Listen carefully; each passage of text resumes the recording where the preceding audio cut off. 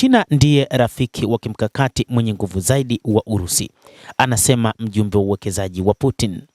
Mjumbe wa uwekezaji wa Kremlin Kirill Dmitriev amesema Beijing inasimama kama rafiki wa kweli wa kimkakati mwenye nguvu zaidi wa Moscow, pamoja na hifadhi kubwa ya asili ya Urusi na nishati ya bei nafuu inayoifanya kuwa inafaa kwa ushirikiano katika maendeleo ya kijasusi bandia.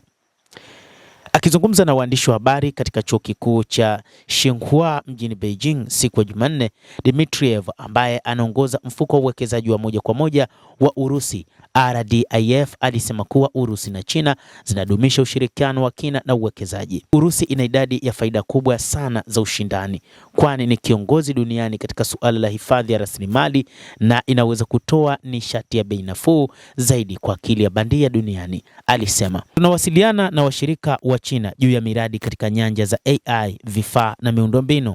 Akizungumza na wanafunzi wa chuo kikuu cha Tsinghua Jumanne, Dmitriev alikadiria kuwa Urusi inaweza kuchochea maendeleo na uendeshaji wa AI kwa bei nafuu mara 10 kuliko chanzo kingine chochote.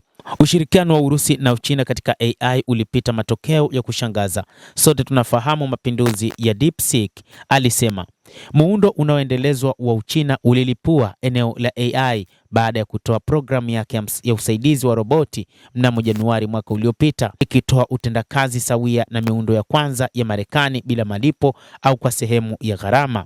Ilikuwa ni njia nzuri zaidi, yenye akili zaidi, yenye ufanisi zaidi ya kufikia juu ya AI, ikiwa ni pamoja na mifumo ya wazi ya kutafuta, alisema. DeepSeek ilivunja ukiritimba wa baadhi ya nchi zinazojaribu kuunda ukiritimba wa teknolojia, aliongeza. Uchina na kusini mwa ulimwengu sasa ndiyo vichochezi vya ukuaji wa kimataifa, lakini mataifa fulani bado hayako tayari kuacha ujenzi ambao wanapaswa kulinda msimamo wao, Dmitriev alieleza zaidi. Hata hivyo, katika wakati huu ambapo kuna ziara ya rais wa Urusi Vladimir Putin nchini China, ambapo ameandamana na baadhi ya mawaziri na wataalamu mbalimbali, ni wakati ambapo Urusi na China zinazidi kuibuka na kuonyesha ushirika wa hali ya juu, ushirika uliotukuka, kwa mujibu wa Dmitriev.